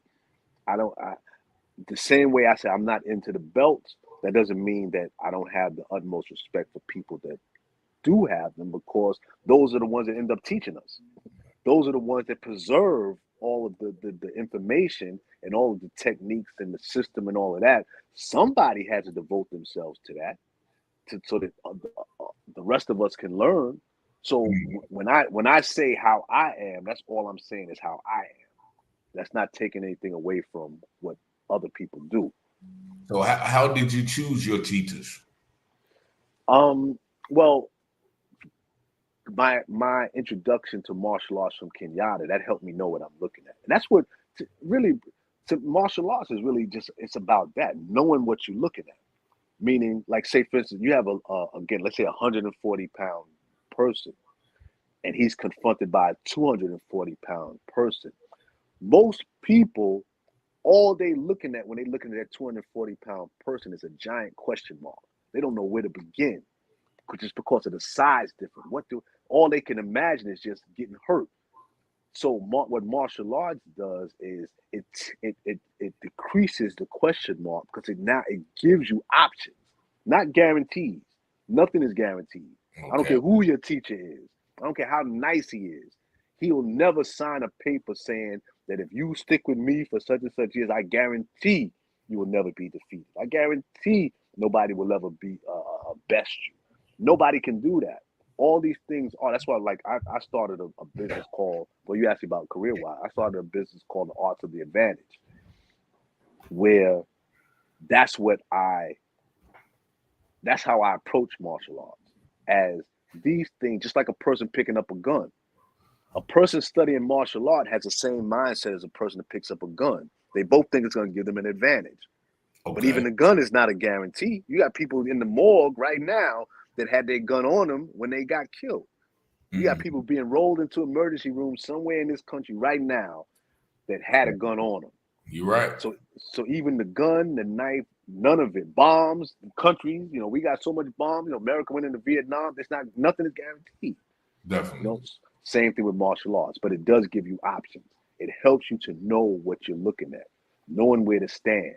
Studying your advantages that you may have. Right. And if he's taller and heavier, then so you're smaller and quicker, so you can. Right. And you understand, and like one of my friends told me the other day, like, you got a person that's, say, big and heavy. One of the weakest parts on him is his ankles. Yeah. Work on his ankles, because he already carrying too much weight as it is. He's overweight. Catch him in his ankles. Or like Kenyatta used to tell me, when you standing in front of a man, the closest thing to you is his knees and his eyes. And he said, if you just practice taking out the knees and the eyes, the average person will have a hard time dealing with you. If you just master that. If that's all you do. Again, you ain't guaranteed, but you become, if you stand across from somebody, you're arguing, and he's already thinking about taking your eyes, that just automatically makes him dangerous. Yeah. He ain't trying to punch you in the face. Poke, like the Three Stooges joint? Well, no. Well, actually, when you poke, again, you want to increase your advantages. You don't do like that. You do all your fingers. Pull them all out. Okay. Yeah. See? Or you flick it. You just flick it, like how you would. How you pop somebody with a towel. You do the same thing. With your hand. With the eye. You're flicking towards the eyes. Wow. See, all of them, so you don't miss, huh? You're shoring up your advantages. 4 fingers. I'm twice as much likely to catch you using 4 fingers. That's just mathematics. Yeah. Okay. So just little things like that. Yeah, little things like that. Just knowing, cause I give you one of the most important things I've ever learned is that we grew up watching television, and we grew up watching sports, where in America it's all about this, what is it? What they call it? Man to man, chest to chest, toe to toe type thing. Right. So we're like, it's almost like when we talk fight, we're talking contest. I'm gonna show you. I'm gonna show them that I can handle that I'm the better man. But we all know the better man don't always go home. Sometimes the coward go home. Yeah. So you the better man, you laying there in your own blood. So it's not a contest, it's survival. And just thinking about it like that makes a difference, because when you're thinking about it in terms of survival, there's a lot of things that we often do that you won't do because you thinking it's that, but it's not that. I need to go home. Yeah, that's right. I don't need to win. I need to go home. You know what I'm saying? I don't need to show you I can beat you. I just need to go home. So whatever, you know what I mean? I don't have to beat you. I just need to go home. So let's end it. And the reason why I mention that is once you get out of the idea of contest, it frees you up to move different, because see, it's like when they call Floyd, they talk about Floyd Mayweather. They say he runs, but there's no such thing as running in boxing unless you leave the ring and go home. Mm-hmm. As long as he's standing in that ring with you, he's still in the fight. It's not his fault that you can't catch him. Yeah, you can't hit him. Yeah, it ain't his fault that that ain't his fault that he's too slick for you. And I'm not even necessarily a Floyd Mayweather fan, but I know what I'm looking at. So just the fact that people say he runs, that's going back to what I said. People think contest. They think it's something that is not. So even in the street, we have to get out of the mindset of moving a certain way. Just learning how to move out. Like when I show people, I always tell, like you might say, if you stand in front of me and you come at me and I go like that, that's running. Because I done turned away from you. I done took myself out of the fight. But if you coming at me and I move like that, my shoulders are still pointed at you. My torso is still pointed at you. My eyes, I just moved out your way, but I'm still in the fight. Okay. I just put myself in a more advantageous position, but I'm still there. That's the difference. And that's what we're not taught. Wow. Yeah. So do you you still train? Like, do you still, I guess you wouldn't call it fighting, I guess. I assume you would call it training. Like, do you still train against brothers or? No. Well, no. What I do now is I train mostly, I teach, share with other people, and also with my children. But at 52 years old, a couple of years ago, I got to the point where I said, at what point, and this is me again, at what point do you stop standing in front of somebody and having them teach you? Because like I record everything. I've been so fortunate in the terms of martial arts to have such good teachers and to have it recorded and documented that I would do better. This is the conclusion I would do better practicing what they've given me as opposed to just showing up every other day getting more information that I'm not practicing. Okay. So at a certain point, you have to, just like with your food, you just don't keep eating. You stop eating so you allow yourself to digest it so it can become a part of you. And what I was doing is I was just eating because I had all of these. Brother, I still haven't figured out why God put me in this position, because like I said, I don't go out looking for teachers. I never went out looking, but they're always there. They're all, and I'm talking about Soki Hassan Khalik. I'm saying this because somebody wanted to check the brothers out. Soki Hassan Khalik, Grandmaster Shem Yahuda, my teacher that passed, Latif Sadiq, Shian Khalik Lewis. Him and I are putting on a show, or he's putting on a demonstration tomorrow where I work. These are some of the best in the country, maybe even in the world. And like I said, they just, it's not like the movies. We had to turn over rocks and go up in the mountains. My teacher, I could walk to his house right now. Yeah. That's how close he is. And so you mentioned where you work now. What do you work now? That the audience know. I work for an organization called Man Up Incorporated. It was started by a brother named A.T. Mitchell about 18 years ago. And what they do is they deal with the violence amongst our people, especially our young people, focusing from ages 16 to 24. So we have various street teams that go out. There's a term that we use called credible messengers. Credible messengers are people that have done time, that come from the street, that have gotten themselves together. Well, they go back into those same streets, and because they speak the language and they have the experience, they're able to deal with some of the brothers that are still caught up in the guns and the violence. We're not anti-gun. We're not it's about being focused. So when we go, you might be hustling, you might be in a gang or whatever. We don't really even address that. We just want you to stop killing each other. And so we do mediations and things like that. And a few months ago, the brother that founded this organization, he was appointed by Mayor Adams, who was the second black mayor in the New York City history, and they have a 30-year relationship. So the mayor created a new position called the gun czar, or the czar of violence and prevention. I believe that's the word.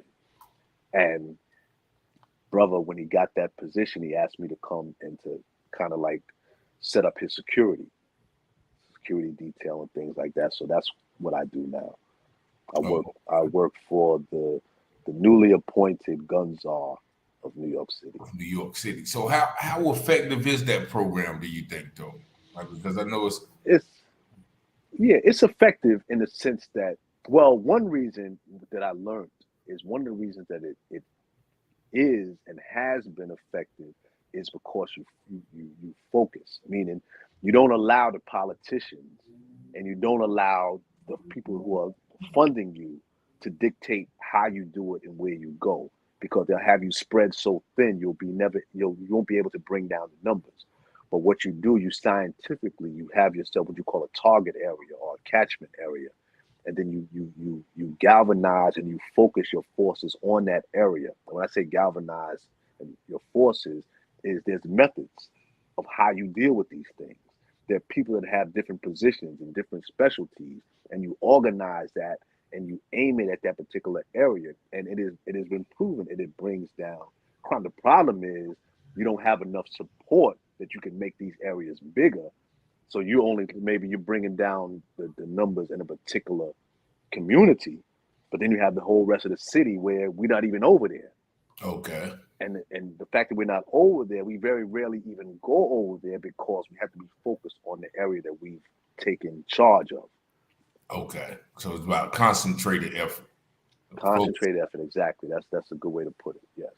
Yeah. So, man, that's amazing, man. Once again, my mother said, great program you work for. Also, a very interesting subject as well. Learning a lot from Lee Mitchell. Thank you guys for tuning in. So is there any other thing that you might want to leave with our audience, concerning, martial arts, what you've learned, how it relates to culture? Oh, yes. The most important thing that I've learned, and remind me to give everybody my YouTube channel. Definitely. But the most important thing I learned from years of interviewing, befriending, training, studying, reading about martial arts, it hit me at a certain point. I think when I was studying boxing, that let's say you have a great boxer. Maybe let's just say he's never been defeated. Then the moment that he retires, he starts smoking cigars and, losing his discipline and putting on weight and what have you. Then at that point, you say, in Islam, we have a saying that you cannot judge a man until Allah puts a period on his life. So his story is still being written as long as he's alive. So when you see that great boxer behaving that way when he retires, you may have to reevaluate him. Maybe he wasn't such a great fighter. He was just a great boxer, because a great fighter never stops fighting. A great boxer, you box, and then when you can't box anymore, you go do something else. Wow. But a great fighter, you find yourself putting on some weight. You say, no, I got to work that. You don't just let yourself go like that. You know, you find yourself, technology and things are advancing. You just don't let it go without you. You fight to keep up. You know, Okay. you find yourself, you find your bones creaking and you're starting to get, you know, anything that starts getting stiff, that means you're dying. You know, you got a plant and if your plant starts getting brittle and leaves breaking off, you know, that plant is the same thing with us. So a fighter, this is what I learned from all of the martial arts that we've talked about. The greatest lesson is never stop fighting. You know, and that just because you can fight well physically, that doesn't make you a great fighter. Because you have a lot of friends you probably know, they was knocking cats out when they was younger. Now they can't knock anybody out. What are they doing? You know, they just sitting there getting greasy, you know? Yeah, you're right. So now I that's what I look at, because you have people that have never had a fight, but they might be the greatest fighters you know. Mm-hmm. You know, these old ladies, you see them out there walking, and you see them out there taking the skin off their chicken and all of that. They got more fight in them than a lot of us. You're right. You're right. That's what I've learned. You know, to look past, because a physical confrontation is just a small part of life. Some people go their whole life, they never had a fight, or their fights, they might not have had one as an adult. So, you know, you can't, and that's another reason why I haven't just dived full head first into martial arts, because it's just a small part of life. Fighting. Mm-hmm. Everybody should know how to fight, but you know, that doesn't necessarily have to be, like I told you earlier, it doesn't have to be your religion. So what do you see yourself at, you know, within the next, hold on. Let me read this comment. Wow, Mr. Alex, you are very knowledgeable and full of wisdom. Even in all you've been through, you still have a spirit of humility, humbleness, and compassion for people. God bless you and your family. Oh, thank you, sister. Thank you, sister. She also says, never stop fighting, never give up, point blank, period. Thank you so much, Felicia. That's right. That's right. Thank you, Felicia.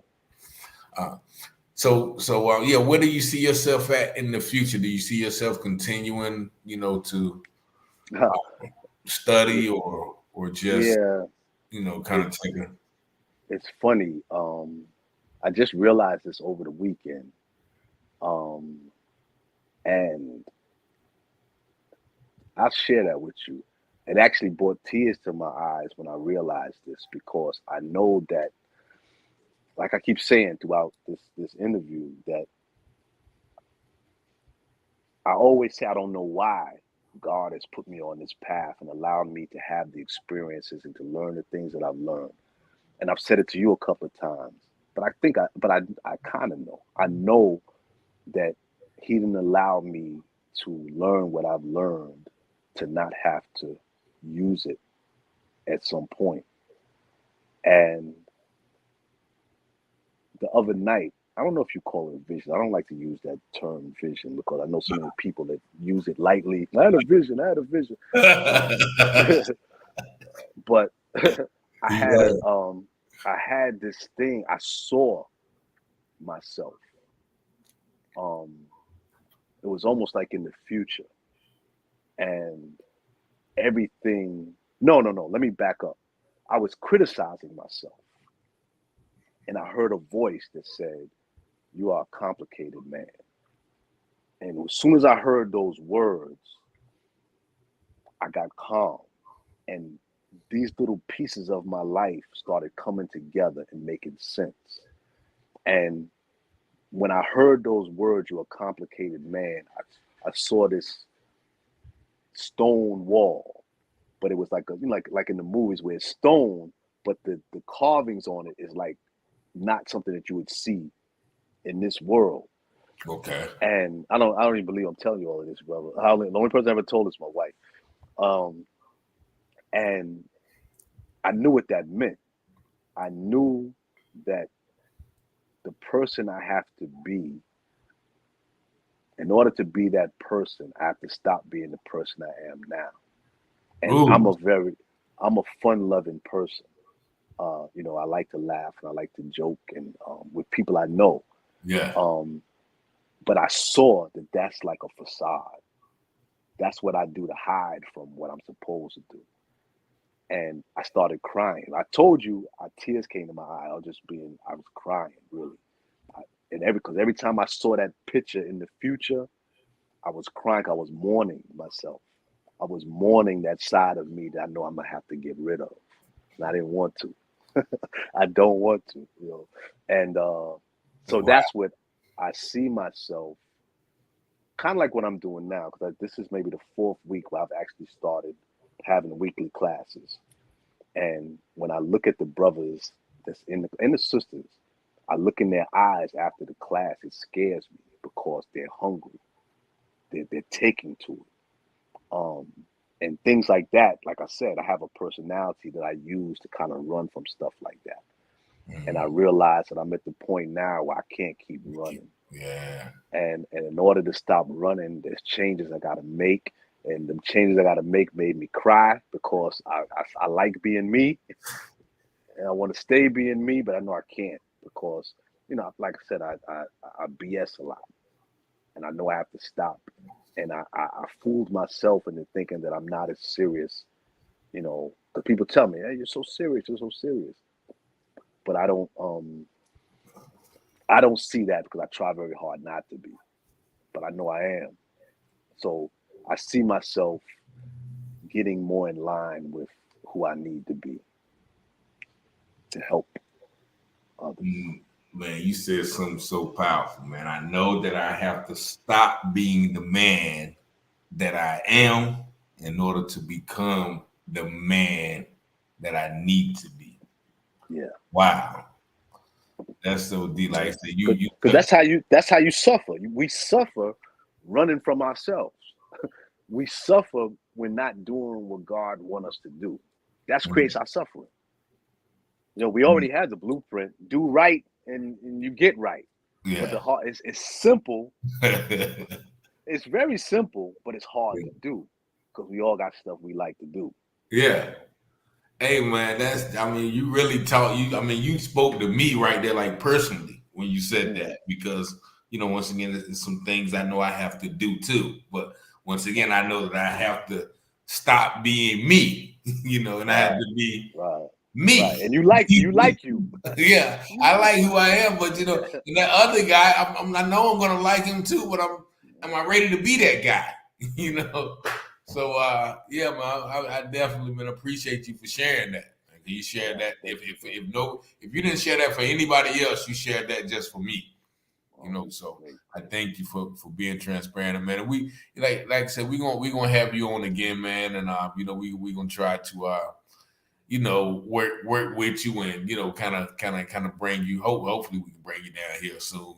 I would love that. I love North Carolina. I told you, I love North Carolina. Let you speak to some people and maybe some kids, get them active or whatever. But man, I thank you so much for once again just taking the time out your schedule to bless this program with your knowledge and your story and your information, man. I know we barely scratched the surface anyway, so I know. Right.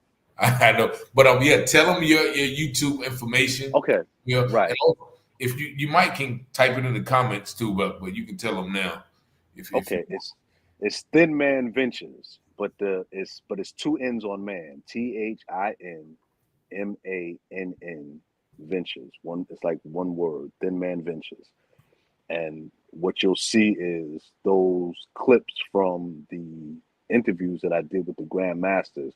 There's a full-length documentary, part 1, that is done. I just haven't figured out what to do with it.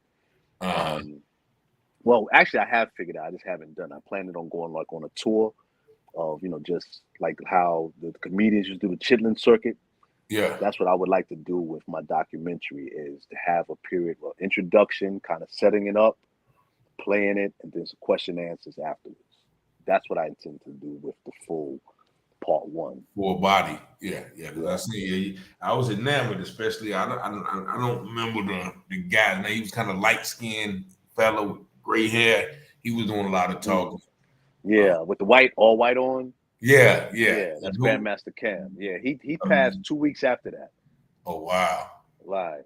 In fact, I never did anything with it, but during that interview, he announced on video that he had stage 4 cancer. Stage 3, I forgot the stage, but And then he How old passed was after that. he? You remember? He was the oldest one. I think he was 83 at the time.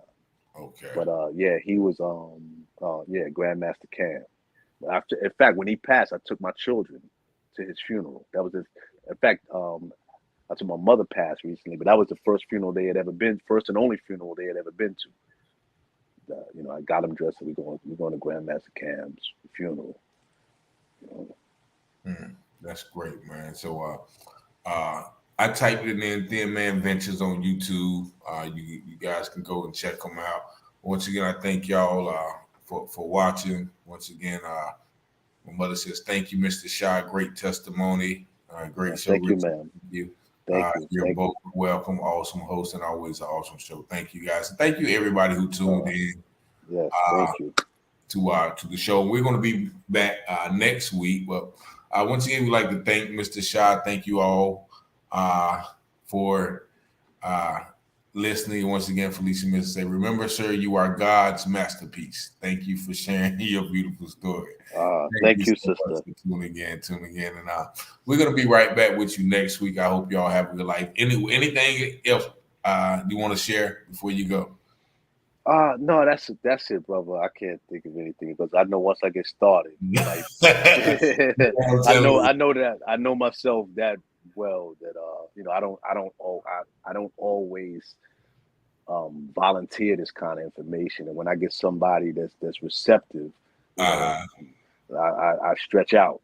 You know. Okay. All right. Well, yeah, we're gonna have you back on, man. Like I said, I'm gonna keep in contact with you. I got your information, but I certainly thank y'all for tuning in. And brother, remind me of a couple of things I said I was going to send you. So just shoot me a text and remind me of what I said I was going to send you. It was for like the whole interview, especially when you're talking about working out and training, was the wooden stick.